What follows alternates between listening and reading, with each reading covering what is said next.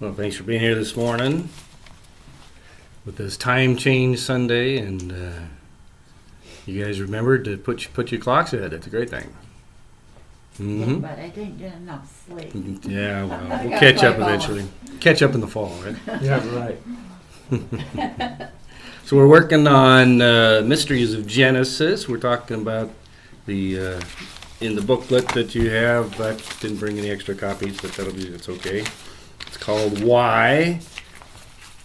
And especially the early stories in the book of Genesis, really, we think in terms of the fact that they were traveling through the woods, at least for 40 years, maybe before that, sitting around the campfires and telling the stories, and children would ask why, and so then they would modify the stories to answer questions.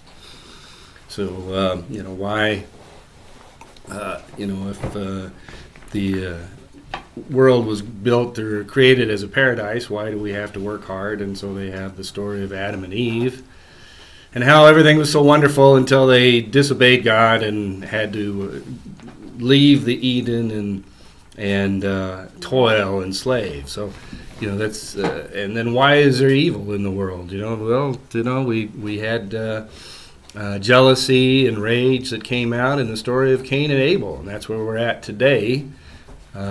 The first chapter of the book of Genesis includes the spiritual and the mental creative processes. The spiritual creation is really the formation of an idea that there is movement. The Spirit of God moved over the waters. And so we have the possibility of creation being created. That's the spiritual creation. Then we have the mental level of creation. The 7 days, which are 7 phases in the creative process of involution, if you will. And then in the second chapter, we have the evolution of that idea. We have the Creator in creation. So in the first chapter, we have Elohim is the name of God, El being the transcendent one that is the absolute transcendent God that is creating creation and also establishing the mental process of creation. And then in the second chapter, we have the Lord God, which is Yahweh or Jehovah, which is the immanent God, that relative expression of God. It's also the equivalent to the Christ within and Mashiach, that which leads us, that divine element within each one of us, that divine possibility for expression. And so what happens in the evolution of that divine idea is it takes shape and form in ways that we can never predict, right? Our job is to do the right thing, to pray and meditate and do good works and do good deeds and help others, and then the results just take care of themselves. And so we see in this evolution process the male and the female being created and separately, if you will. They have Adam first, which means man. Comes from the earth, a word that also means earth, the earthly one. So it's that spiritual potential being shaped and formed through ideas and then being expressed out into this earthly realm. And then we have the female created from the rib, from the side of the man, and so they are partners. In the first creation story, we have man and woman being made in the image and after likeness of God. That God created man in His image and after His likeness, male and female created He them. So then in the second chapter, we have a little different take where the man is created first and the female. Now we have see a separation between the male and the female aspects of consciousness, the thoughts and the feelings. The thoughts are our thinking process. We can think God's ideas after God.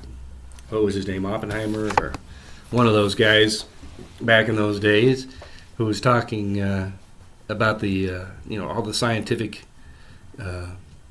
developments, and he talked about how he felt like he was thinking God's thoughts after him.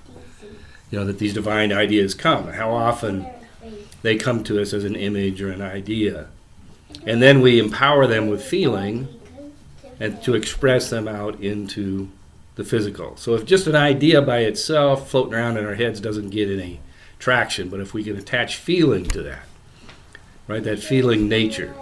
And then we can express it or press it out into the manifest. And that's the proper use of our functions of consciousness, if you will, turning to spirit in thought and prayer, appropriating those divine ideas, wrapping them with feeling to express them out into the physical. Now, what we have shown here in the Garden of Eden story is what happens. Well, the sense consciousness, the serpent, the wisdom of,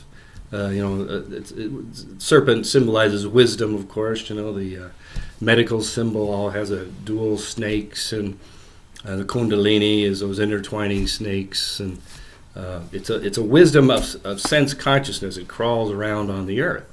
And so the feeling nature, represented by Eve, gets enticed by the senses.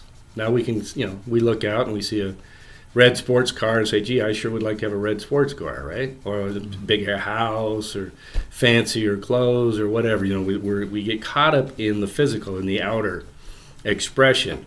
And we put feelings to that, and then we start creating those ideas, that we deserve it. And we get caught up in this lower level do loop, if you will, of sensing, feeling, thinking, acting, sensing, feeling, thinking, acting, instead of intuiting, raising our awareness to the divine ideas, bringing those into our thought processes, developing that idea, shaping and forming it in thought, and then adding emotion or feeling to express it out into which is the proper use of those functions of consciousness. But we often get caught up in that lower. And so that's where we're at, is we got caught up in that lower do loop. And so then we can no longer live in this paradise. We become aware of ourselves as individual beings. We were naked, we had to put clothes on. And then what happens? We can't tell God the truth when God answers, did you eat of that fruit? Well, the woman who you gave to be with me, I love that. He blames God and the woman, right? It's everybody else's fault but mine. Yeah. So can't we live in paradise? Why don't we live in a consciousness of heaven? Is because we don't take responsibility for our own actions. And so that way we had to step out and we have to go through this process. We don't have to, but this is what we usually do, it seems like. And so that's what we're stepping out, and so we have to toil and work the ground and give birth to ideas. Painfully, it takes it's painful to give birth anymore. And we're talking about ideas as well as physically. And so we come to the 4th chapter of the book of Genesis. And here we have another level, another step in consciousness, if you will. That's the title of my chapter. Another step. Now Adam knew Eve, his wife, and she conceived and bore Cain, saying, I've gotten a man with the help of the Lord. And again she bore his brother Abel. Now Abel was a keeper of sheep, and Cain was a tiller of the ground. In the course of time, Cain brought to the Lord an offering of the fruit of the ground, and Abel brought of the firstlings of his flock and of their fat portions. And the Lord had regard for Abel and his offering, but for Cain and for his offering he had no regard. And so Cain got angry, and the Lord says, don't cause your anger to sin. And Cain invites Abel out into the field and kills him and buries him. And what's all that supposed to symbolize now? that's where we're going. Okay. I'm just recapping the story for you real quick. And so, and then, God comes to Cain and says, where's Abel? And that's where we get this great line, what am I, my brother's keeper? That's where this comes from. What am I, my brother's keeper? I can't tell you where. It says, you have, his blood cries to me from the ground. And so then Cain is, marked, and and sent off into the wilderness. And what does he do? He goes to another tribe, marries a woman of that tribe, starts giving birth. And so in the 4th chapter, we have the history of the generations of Cain. Now, historically, we look at Cain and see that when the Israelites were coming into the land of milk and honey, it was called Canaan. Right? Canaan. And so the Canaanites were the descendants of Cain. And so this gave them the moral right, if you will, to slay the Canaanites and to take over the land. So as this story was being developed, very likely during that period of exile and of the wandering in the wilderness, which would have been around 1200 BC, the names Cain. There's previous characters in history. We can look at Remus and Romulus and Remus, which was about the same time, actually a little bit earlier, a little bit later. But there was Ahriman from the Persian Zoroastrian, which they were familiar with, and exposed to. And Ahriman became Ahura Mazda, and then there was his destructive twin brother. Anyway, so there's who became Spentamaya, who became Ahura Mazda. Spentamaya became Ahura Mazda, and Angramaya became Ahriman. And so Spentamaya turned into Ahura Mazda. So we have this in the Zoroastrian religion. We have this duality, if you will, between the good and the evil. And we have that same kind of character coming through here in the story of Cain and Abel. Cain being the evil one, and the jealous one, and Abel being the good one, who was closer to God. Now you notice sheep. Abel was the keeper of the sheep, and the sheep represent our thoughts. It's that mental level once again. And Cain is a tiller of the ground. He's very much part of this earthly experience. And of course, as we understand the functions of consciousness, the mental level is closer to the spiritual level. In other words, has direct contact with the spiritual level through the intuition, whereas the physical is an outpicturing or expression of our thoughts and our feelings, that soul level or mental level. So as we read in these materials, after Adam and Eve were banished from the garden, they set up housekeeping in the outer sense conscious world. So this is a metaphysical interpretation. Cain and Abel, Cain to purchase or possess, and Abel to breathe or breathe or breath, are born. Cain is the tiller of the ground, represents the body or sense conscious. Abel is the keeper of the sheep, our mental realm that watches over our animal nature.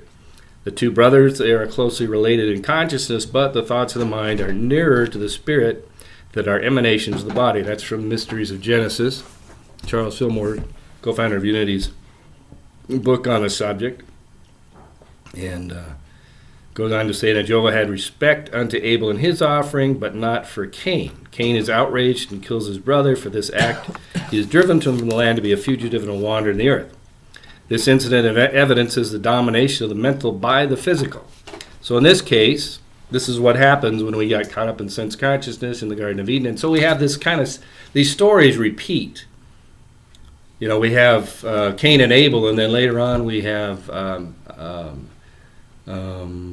what's the two sons of Israel, or Jacob and Esau. We have a similar story happening, Jacob and Esau. So we have two brothers who represent different aspects of consciousness who do each other wrong, if you will. One does the other wrong. We see that with Jacob stealing the inheritance from Esau. And so when we get to the New Testament, when we get the story of the two sons, right? A man who had two sons, we most often are referred to that as the prodigal son. The prodigal son, right? Because the son goes off and wastes his inheritance. Well, the story starts out a man had two sons. And so Jesus was talking to people that knew the story of Cain and Abel. They knew Jacob and Esau. They knew some of these other stories. The split kingdom between, what were their names? Anyway, the two different sons of Solomon that split the kingdom after Solomon died. So he's talking to people that knew these stories of brothers who didn't get along. Okay. So this evidences the domination of the mental by the physical. Our minds are generally preoccupied with physical concerns, health, prosperity, and relationships. When our minds are so occupied, we fail to see the spiritual guidance that is ever before us, and symbolically we die. But we cannot kill life, for it is eternal. That's from Mr. Genesis once again. And the abilities of the mental to lead us to spiritual awareness, eternal life, is never lessened. And so we have the birth of Seth. Seth is literally means settle or compensation. So after Abel dies and Cain is banished off, and he goes off and gets married to a woman in another tribe, which you have to stop and think now, if Adam and Eve were the first two people, where did this other tribe of people come from? Correct. This is not meant to be taken literally, although that tends to be what we do. I mean, this is supposedly 3,000 something BC, because the world is supposedly 5,600 or 700 years old, and we can date it by the ages of the generations. That's a very literally minded way of looking at this and realizing that it wasn't meant to be taken literally. Even Paul, when he's talking about the parable of Sarah and Hagar, the two wives of Abraham, says that such things are an allegory, and that these two sons stand for the two covenants, and how they have worked out through history. So so we have Abraham, Isaac, who is the Jews, the Israelites get their heritage through, and then we have Ishmael, through whom the Muslims or the Islamic people find their heritage through. So we have the children of Abraham, which include the Jews, the Christians, and the Muslims. We're all the children of Abraham. Seth continues the lineage through Seth in chapter 5. In chapter 4, like I said, we have the story of Cain and Abel and the birth of Seth. So again, Adam knew his wife and bore him a son and called his name Seth, for God has appointed me another child instead of Abel. And then chapter 5, we have a whole new book, right? Chapter 5 says, this is the book of the generations of Adam. So now we have another book. So to think Genesis is really the first 4 chapters, and we also see that those first 4 chapters we have different names for God being used, and so we have at least 2 different writers, possibly 3. And then all of a sudden we have a new book called The Generations of Adam. And so we have this whole story of all these characters, including Enoch. He's one of my favorites. There's a book called the Book of Enoch, which was back in the 1st century, about the same time as the Revelation was written, and it was very popular. In fact, it was proposed as part of the canon, but was left out. They could only have one really crazy esoteric book like Revelation, that was totally symbology. But the Book of Enoch, and it has 7 stages. So sometimes when I talk about Revelation, I'll talk about the Book of Enoch. But he is the only character that he and Elijah are the only 2 characters in the Bible to bodily go to heaven without having to die first. So Jesus is reported to have bodily gone to heaven in the book of Acts, but he went through that death experience first. Whereas with Enoch, it says that he lived 800 years and had other sons. He became the father of Enoch. Where does it say this? When Enoch had lived 65 years, he became the father of Methuselah. Enoch walked with God after the birth of Methuselah 300 years and other sons. So it doesn't say he died. Now the rest of these, in the end it says Enoch walked with God and he was not, for God took him. Where the rest of these it says he died, right? 900 years and 905 years and he died. 910 years and he died. 895 years and he died. So we have this character Enoch who supposedly never died and went bodily into heaven. Now, like I said, Jesus supposedly went through the death experience. He followed the the story of Gilgamesh going through the underworld and conquering the conquering the spirit realm, the evil spirit realm, so to speak, and then rising up above.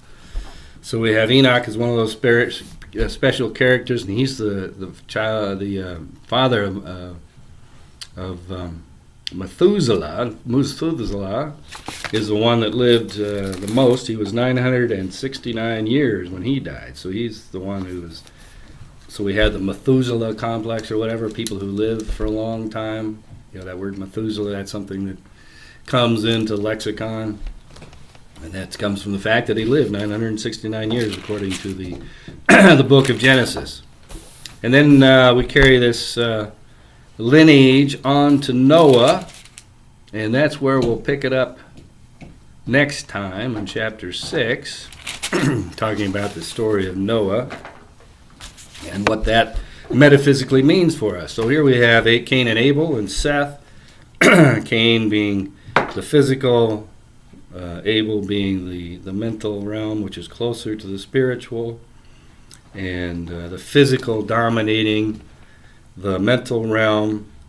But then we have the compensation. We have Seth coming, and we continue to take our lineage through Seth, and Cain is off in exile, but we can't kill it, because there is no death.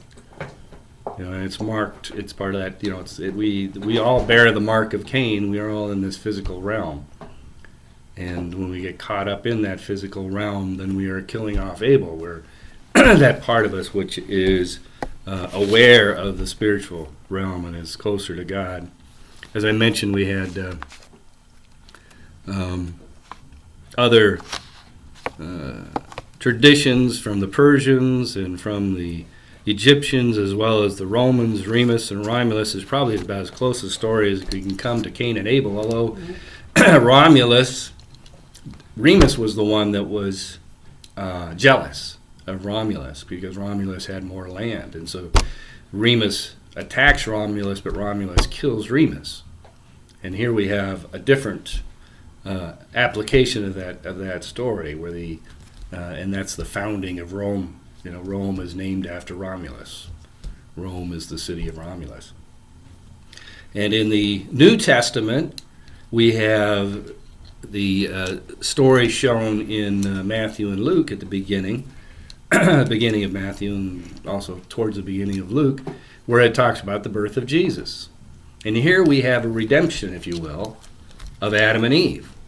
We have the spiritual coming to both the the thinking and the feeling aspects, the male and the female, and they choose to follow spirit and to wrap the child in swaddling clothes. It says that Joseph was privy to put her away when he became aware of this physical aberration that she was with child, and he knew it wasn't his.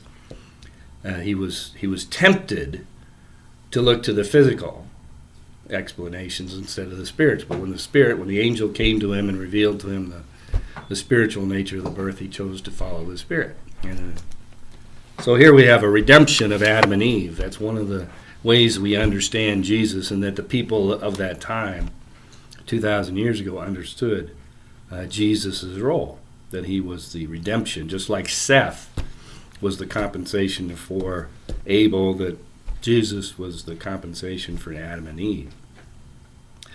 In the materials, it talks about Lamech, the father of Noah, lived to be 777 years. 7 represents physical completion, 7 days of creation. We can talk about our 7 senses, which is the 5 physical and the 2 mental senses. 7 indicates an emphasis on mind and signifies our preparation to enter a new experience of consciousness. So that's the metaphysics of the story of Cain and Abel. And is there any questions, comments, concerns?